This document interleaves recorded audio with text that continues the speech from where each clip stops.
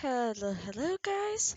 Uh, let's get right into the book, since I think I'll get done with the last two chapters. We'll see, depends on how my voice feels. Chapter 20 Morning on the Mount. They woke thoroughly chilled from their night on the exposed promontory, and the early rays of the rising sun did little to warm them. Despite the cold, Catherine quickly separated herself from him, as though embarrassed by the contact. "Let's try the key," she said nervously as she stood up. Derek pulled himself up to a sitting position. "No hello? No good morning?" he said with a half grin. But he reached for the key, lying an arm's length away on the tile. "Come on," she said impatiently. "I had a bad dream that I'd like to rule out as quickly as possible." "What happened?" "I was stuck here with you." Smiling, he stood and held it out toward her. "Do the honors?" She quickly went through the activation sequence, then glanced up and met Derek's eyes. "Ready?" she asked. "What do we think of, perihelion or the station?"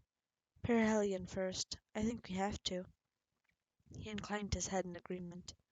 "Ready if you are." Her thumb went hard against the button, as though the vehemence in which she pushed would speed the return. Light exploded against their retinas, the sunlight vanished, and they found themselves in the grey world of perihelion once more. "Now the station?" Derek asked. "How about Aurora?" she asked, her eyes glowing with excitement. "Woodruff said we could go anywhere with it. Why should we take ourselves back to trouble?" "No," Derek said. "First we go back to get Woolruff. I owe her." "I don't want to go back there," Catherine said anxiously. "We won't be able to use the key again to get away. Not for hours. They'll have us locked up and it locked up by then, and we won't have done anything for Woolruff. Can you get help on Aurora? Get a ship and go back for her." "How?" "I have friends on Aurora, the same ones that closed your account." She winced at the reminder, but was adamant. "More friends than we have on Rockcliffe Station." "You'll have to do the steering. I don't have a clear enough image of Aurora in my head." "Happy to do it. Hold on tight," she said, and triggered the key once more. Perihelion vanished on cue, but it was not the pastoral landscape of Aurora which replaced it. It took only an instant for Derek to realize that they had returned to the top of the tower that looked out on the great Mystery City. A heartbeat later, the same understanding impressed itself on Catherine. "Frost!" she declared, throwing her arms in the air and rushing to the edge with a vigor that alarmed Derek. "What went wrong?" Derek looked past her to the nearer structures of the city. "Hard to say since you don't really know what happens when it goes right," he said. "Obviously there's more to controlling the key than just thinking about where you want to go." "But why here, then? A place that neither one of us knows?" "I don't know," Derek said, "but it could be worse." "I'd like to know how," she said, turning to face him and planting her fist on her hips. "Well, just consider," he said, stepping closer. "Whenever ever we are, we're a long way from Rockcliffe Station, and the way we left we're not easily going to be followed. That means in one fell swoop we got away from Jacobson, Amazon's robots, and the raiders, and as a little bonus we got away with the key, which we don't know how to make work right. We have lost Alpha, we don't know where we are, we have no ship, no money, no food, nothing but the clothes we're wearing and the useless key." It could not have been more of a tantrum of self-pity if she had ended it by stamping her foot. "I didn't say it was all good, I just said it could be worse." Squatting on his heels, he stared at the key as he passed it from right hand to left and back again restlessly. "I can hardly believe what this thing does. For a machine this size, to be able to transport matter 10 feet, much less 10 light years, is the most fantastic feat of engineering. Damn near magic. I can't tell you how much I'd love to take it apart to see how it works. And finally, I understand why everybody wants it. What I don't understand is why someone tried to hide it." "What do you mean?" He looked up. "Something Woolruff told me. The asteroid that I worked on, it was artificial. Somebody meant it to be the final hiding place for this." Catherine was quick to pick up on the implications, as though it were dangerous, not just powerful. "Exactly." "Well, just think what a terrorist or assassin could do with it, or an army where every soldier had one, especially an alien army. It'd be impossible to protect yourself against them, Derek said, staring at the key again. A lot of responsibility goes along with the ownership of this thing. Maybe more responsibility than I want. The monkey getting heavy already? Derek nodded. On top of everything else, I still don't know what I'm doing mixed up in the middle of this. He looked at her. I don't suppose you think the pod was for the Daniel O'Neill that I ejected in some emergency. It's the straightest line between 2 points. I guess it is. But you know, there's something that doesn't fit in. Why did Monitor 5 think it was so important to give the key to me? Me who'd been nothing but a nuisance to the robots up until then. It said something like, I found the key, Derek. You have to take it. How do you explain that? She gestured hopelessly. I don't. Derek stood and walked to where she stood at the edge of the plaza. In this place, he said, spreading his hands wide to take in the city surrounding them. Just look at it. It's glorious. Doesn't just seeing it make you feel exhilarated? Can't you sense the unifying vision, the way it all fits together as one seamless whole? Look at the church of mansard roofs. Beautiful. Look at the way the 5 Paragonian perfect solids are used as structural shapes to focus. As he looked to the north, he stopped short. That's funny, he said, puzzled. I just heard that last night there was a group of 3 icosahedrons right there along the boulevard. Isohedrons? The most complex perfect solid. 20 triangular faces. He shook his head. I must have been mistaken about the grouping. Maybe I was dreaming about this place last night. Anyway, I'm almost looking forward to going down there. If we'd managed to get back to Rockcliffe Station last night or to Aurora this morning, I'd have felt cheated by not having my chance to explore. Have you bothered to notice that the city isn't just a collection of buildings? She said petulantly. What do you mean? She pointed down over the edge at the small figures moving in the streets. You go down there and you're going to have to deal with the creatures that built this city. It is as much fun thinking about having 100,000 monsters like Uranus after you. We're trespassers, you know. We weren't invited. Derek folded his arms over his chest and scanned the city outward to the horizon. I'd say more like 1 million or more inhabitants in a city this size. But they won't be like Uranus, or like Woolra for that matter. What makes you so sure? First, because Woolruff told me about his world and the Irani world, and this doesn't fit the description. She could have lied. True, but you say you didn't pick this destination, and I know I didn't. That means this was the key that decided to bring us here. So, so the key wasn't made by Aranimus' people, and it wasn't made by Woolruffs. If it was, they'd have known how to make the key work. They could probably even have made one with a lot less trouble than they seem to have gone through to find this one, Derek said. So why should it take us to either of their worlds? Maybe they did learn how to set the destination, she pointed out. Maybe. Or maybe the key was built to return to a certain place when it's activated without guidance, as a way of reclaiming them when they fall into the wrong hands. And the creatures down there might not only be the builders of the city, but the builders of the key, Derek completed, which means that maybe we were invited. She squinted in his direction. You're going down there whether I do or not, aren't you? Yes, I'll leave the key with you if you want. I thought we were a team. Are we still? He said, raising his eyebrow questioningly. Don't you want to be?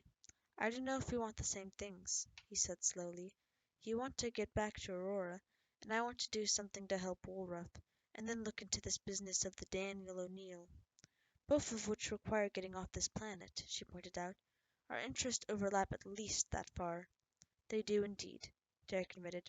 All right then, we're still a team. At least until we beg, borrow, or steal a spaceship. Or learn how to control the key to perihelion, whichever comes first, he amended. Or Ranma shows up with fire in his eyes and uses us for thrust mass, Catherine said with a grin. She peeked over the side again. Or we kill ourselves trying to get down from here. Maybe we can make them come to us? Catherine's concern was justified. The only way down from the promontory seemed to be climbing down one of the sloping faces of the pyramid. These faces were steep and much more nearly vertical than the faces of the Incan and Mayan temples of ancient Earth, which the tower otherwise resembled. But unlike those temples, there were no wide ceremonial staircases cut into any of the 4 faces. Instead, there was a regular pattern of holes down the center of each plasticrete face, a pattern that seemed to extend all the way to the ground. Each hole was wider than his handspan, and that at 20 centimeters deep, and they were spaced in such a way that they would make convenient handholds and footholds. It was possible they had been placed there purely for decoration reasons. The fact is, I can't see why anyone would want to climb up here. There's nothing up here except a good view, he told Catherine, and if the view was important to them, they could have a lift run up to the center of the tower. Even so, the holes were in some ways better than a staircase. Hugging the face of the tower with both hands and feet to provide good purchase and their back to the view out and down that could inspire vertigo, they might just make it. You're going to be hurting by the time we get to the bottom, he told Catherine. I've got an 80% charge in my Medi-pump, and I feel fine. Besides, didn't anyone ever tell you that women have more endurance than men? She teased. Let's stop talking and get going. The worst part about going over the edge and feeling for that first foothold. Worst part was going over the edge and feeling for that first foothold. Derek led the way, being careful not to dislodge the key from its spot tucked into his waistband. A moment later Catherine was beside him, clinging more tightly than she needed to the lips of the holes she was using as handholds. I almost hate to bring this up, but I wonder what sort of creatures might have decided these holes would make great nests, Catherine said breathlessly. Flying snakes, Derek said straight-faced, a meter long with 3 rows of sharp teeth. Nothing to worry about. You're so considerate, she said crossly, starting down. No charge, he said with a smile, and followed after her. If he had ever thought that Catherine would be that kind, timid, to pick her way timidly down the wall, letting him lead the way and guide her steps, the first few minutes would have banished the notion. Kate, was agile and aggressive and most of all fast. In 10 minutes they were a fourth of the way down the tower's face. Since he had to be wary of moving too quickly and dislodging the key, Derek had trouble keeping pace. Hey, partner, he called down after her. Time out for a conference. I thought you were already taking a time out as slow as you move, she shot back, but she stopped and waited for him all the same. What's up? She asked as he joined her. I thought about the key. Do we really want to take it down there not knowing what we're walking into? She frowned. That would be taking a risk, wouldn't it? If we knew how to control it, I'd say keep it with us. We could always use it to escape from a tight spot. If we knew how to control it, we wouldn't have to do this, Derek said. You want to leave it here in one of these holes? That's what I was thinking. The key is heavy enough and the hole's deep enough that nothing is going to dislodge it. I don't much like the idea of being separated from it, Catherine said, her eyes clouded by concern. It's one of our 2 chances to get out of here. Maybe the better one, for all we know. I like the idea of being separated from it by force even less, Derek said. What do you say? She nodded reluctantly. You're right, let's hide it. At Catherine's insistence, they left the key right there where they were, in the leftmost hole of the pattern. It's going to be a harder climb up than it is down, Derek warned as they started down again. For them too, she said. Freed from his burden, Derek could more readily keep pace, and the rest of the descent turned into an undeclared race. But the race ended prematurely when, sneaking a peek over her shoulder to see how much further they had to go, Catherine saw something that made her want to start climbing upward again. Reception committee, she hissed, reaching out and seizing Derek by the sleeve. Letting go of his right hand, Derek twisted at the waist and looked down. At ground level, 100 meters below their feet, a dozen figures stood in a half circle. All 12 faces were tipped upward, looking back at him. A happy grin spread across Derek's face. But look who's on the committee, he exulted. They're robots. Catherine stole another glance down. Considering recent history, I don't know why that's such good news, she said. It means this has to be a spacer world. Rockcliffe was a spacer station, she said, which means that our biggest problem from here on out is going to be bureaucratic red tape. Optimist. You'll see, he said, starting down. The only response came from one of the robots waiting below. Please move slowly and exercise all possible care, it called up to them. Climbing the compass tower is a dangerous activity. Eager to hasten the meeting, Derek skipped the last few steps, springing out and jumping to the ground. As Catherine clambered down behind him, he turned to face the robots. Several were already leaving. Derek presumed they were medical specialists who had been there in case of a fall, plus perhaps a few riggers who could have climbed up the wall to help them. Their skills were no longer needed. They were efficiently moving on to other tasks. The robots that remained were similar in appearance to each other, but not identical, variations on a theme. One had seemingly purposeless swath of blue enamel above the right ear, a second brilliant green optical scanner, still another sensor mesh wrapped around its skull like a headband. Okay, pause a sec. We moved on to chapter 21, Robot City, a little couple paragraphs ago. Sorry. Continue now. What's your name? Derek asked, singling one of them out. The robot took a step forward. I am M3323. Well, very well. M3323, take us to the city manager. The city, as presently constituted, does not have a manager, the robot replied. What is your name, please? Derek, he said. David Derek, but... And I am Catherine Burgess, she said, stepping forward. Look, we don't need to talk to the person on top, no matter what you call them. City Manager, King, President, God. We need a place to see to our hygienic needs, something with a shower and a personal. While we're busy with that, you can arrange a meeting with us with someone who can help us with our other problems. Is there any problem with that? No, Catherine, M3323 said. Arrangements are now being made. If you will follow me, I will lead you to the appropriate facilities. Mercifully, the house they were taken to was less than a minute's walk away. It was nestled between two great six-sided towers like a child hiding amongst its mother's skirts. The interior was startlingly new and pristine, as though the house had not only never been occupied, but never entered. But the house contained everything they needed, including two personals that opened off a room containing a futon sleeping platform. The three robots which had accompanied them waited downstairs, which afforded them extra measure of privacy. There, Catherine said, emerging from her personal after 20 minutes. More presentable? Derek rose from where he'd been seated on the edge of the platform. You're very easy on the eyes. A quaint expression, she said, obviously pleased. Do you have any idea where we are? None whatsoever, Derek confessed. But we're on our way out of this, she said with some anxiety. I'm going to get home. You're going to go find home. He held up crossed fingers. You promised me there'd be nothing more than red tape, she said warningly. That was a prediction, not a promise. Still stand behind your forecast? Sure, Derek said. Let's go start hacking through the tangle.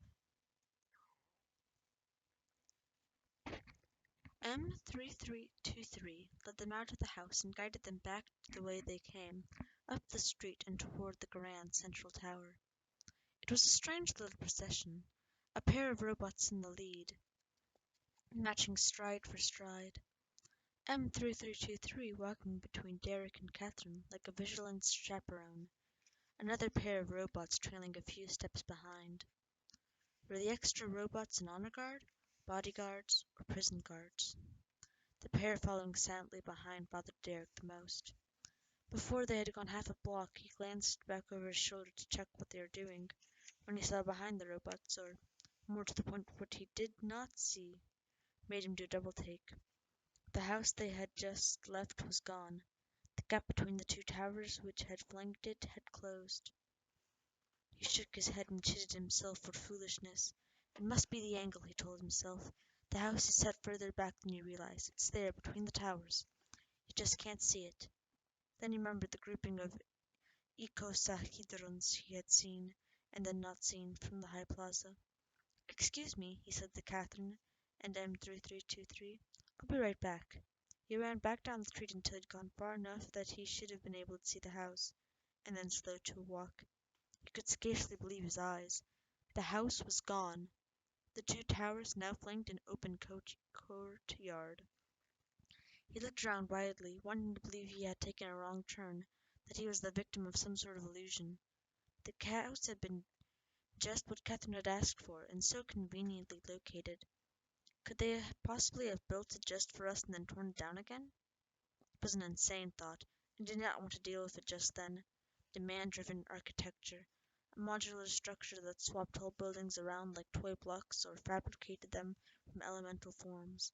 What kind of society was this? How could people live in a city like this? With an effort, he tore himself away from the sight of the empty courtyard and found two of the escort robots standing 2 steps behind him. "Are you finished here, sir?"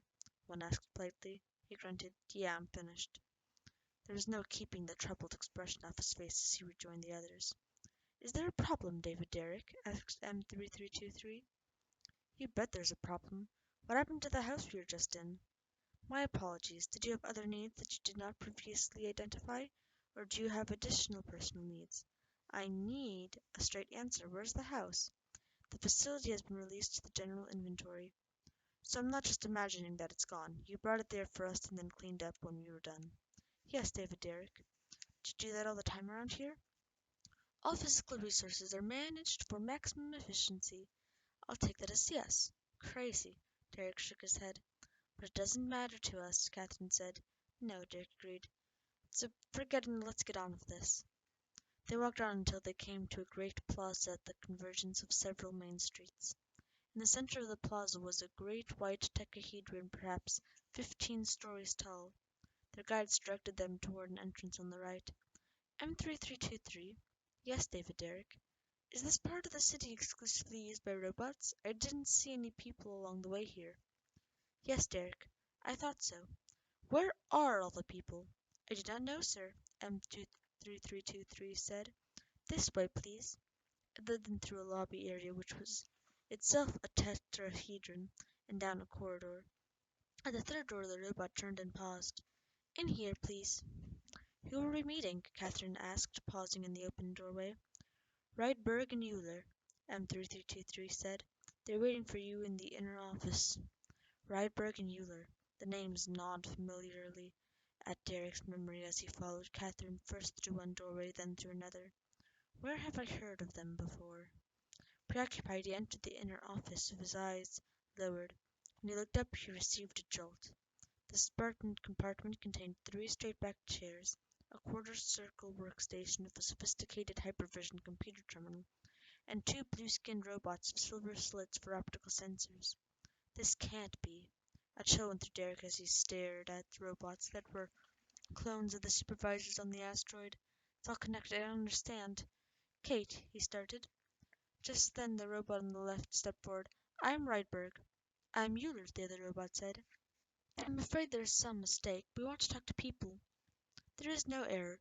We are the representatives assigned to your case," Euler said. "Kate, this is wrong," Derek said hoarsely. Pursing her lips, Catherine decided. "If they want to do it this way, I don't care." She addressed Euler. "We need to see about transportation to Aurora and Exxon." "That is where you're going, isn't it, Derek?" "And temporary accommodations." "I'm afraid that is not possible," Euler said, shaking his head gravely. "What?" exclaimed Catherine. "Why not?" "Friend Euler's statement was imprecise," Rydberg said. "It is possible to leave, but there is a problem. A human being has been killed." "Why does that involve us?" Derek asked. "It would be an unthinkable violation of the law of robotics for a robot to harm a human being. I'm unable to even form the thought without experiencing distress." "Of course it wasn't a robot," Derek said impatiently. "Another human being did it, obviously." Euler said, "Disregarding yourselves, there are no other humans here." Our guide said something about that, but that just because they have no business here doesn't mean they didn't come over from some other sector anyway. Someone who'd murder wouldn't worry too long about proper travel passes or whatever it is you use here." "I will clarify," Rydberg interjected.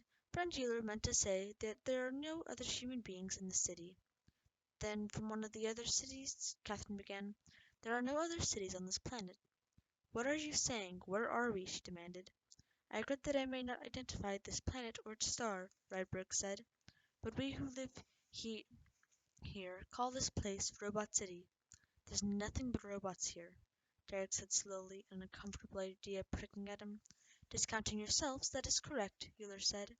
Catherine gaped. "No one in this whole city must be 50 hackers. 205. Euler corrected. Derek interrupted. "Where are the inhabitants? The builders? Where did they go?" Rydberg cocked his head slightly. "We're the inhabitants and the builders, friend Derek," he said matter-of-factly. and it was the answer he'd been expecting, but he still resisted its implications. "Where are your owners?" Derek persisted. "Where are the people you report to?" "Your question is based on erroneous assumption," Euler replied. "Robot City is a free and autonomous community." "That can't be," he protested. "Maybe there are no humans here now. Maybe you're not presently in contact with any. But they must have brought you here or sent you here. You must still be following their directives." "No, friend Derek, we are self-directed," Euler said, "but we are not unaware of human beings. We have a vast library of book films by and about human beings. We have accepted our responsibility to see that humans do not come to harm. I hope you understand, friend Derek, why we are obligated to delay your departure," Rydberg said. "This is our first experience of death. We need your help in understanding how it happened, and understanding how the experience of death should be integrated into our study of the law of humanics." "The laws of humanics? What are they?" Catherine asked, puzzled. "The human counterparts of the laws of robotics, those guiding principles which govern human behavior," Yoda continued. "At present, the laws of humanics are a theoretical construct. We are attempting to determine if laws of humanics exist, and if they do, what they are. This incident has placed the research project in crisis. You must help us. I assure you that you will be afforded every possible comfort."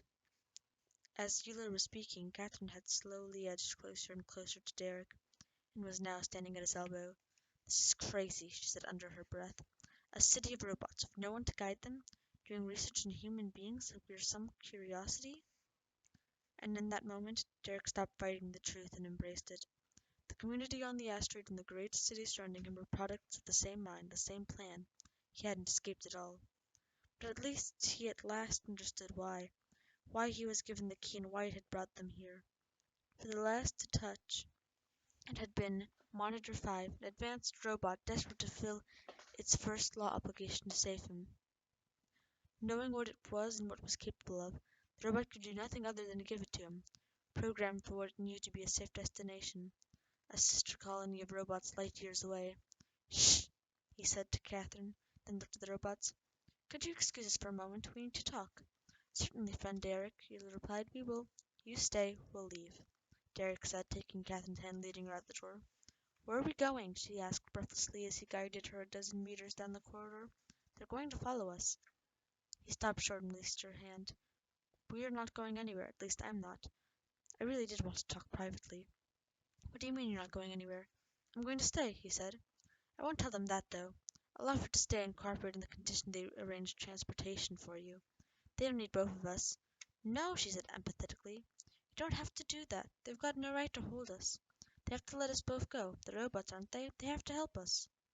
"They're robots, yes, but not like any you're used to. I don't think they'd agree with your definition of their obligations," Derek said, shaking his head. "But that's not the point. I'm not going to stay just to appease them or to get them to let you go. I'm staying because I want to." "Want to? Why?" Derek flashed a tight-lipped smile. "I started thinking about how I'd feel if they did re-ask and put us on a ship to Aurora or whatever. How I'd feel if we never found out any more about the key. We could take it with us. Never found out where this planet is or why the robots are here. Never went back for Woolruff or found out what happened to her. I thought about it and realized I couldn't just walk away. It's true that I don't know who I am. Even so, I know that's not the kind of person I want to be." There was a studied silence, which Derek finally broke. "Part friends?" Her eyes looked upward and her gaze met his. "No," she said, shaking her head, "because if you're staying, I'm staying too." It was his turn to protest. "But you don't have to do that. They're my causes, not yours. This is a safe world. I'll be fine alone." "You don't like my company?" He shrugged. "We'll get on all right. Then are you trying to tell me that this has something a girl can't handle or shouldn't worry her head about?" "Of course not." "Then it's okay if I stay just because I want to." Derek surrendered. "Sure. Now let's go tell Euler and Rydberg." "After you," he said, bowing with a flourish of his hand. Wearing a contented smile, Catherine led the way back to the office. As the door opened, she turned and whispered back over her shoulder, "Just tell me this. When do our lives return to normal again?" Derek laughed out loud, startling the robots. "Maybe neither, Catherine," he said. "Why are you complaining? You said your life was dull, didn't you?" It wasn't so bad, she said wistfully. It all has its good points. Chuckling to himself, Derek picked out a chair and settled in it as though planning to stay for a while. We'll do what we can to help, said Rydberg. Tell us the story. Who are the suspects? But the robot's dispassionate answer erased the smiles from both their faces so thoroughly. It was as though they had never been there. Like a bitter aftertaste to his sweet drink, it stole all the pleasure that had come before.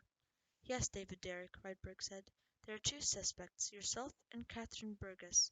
We're most curious to learn which of you committed the act, and why.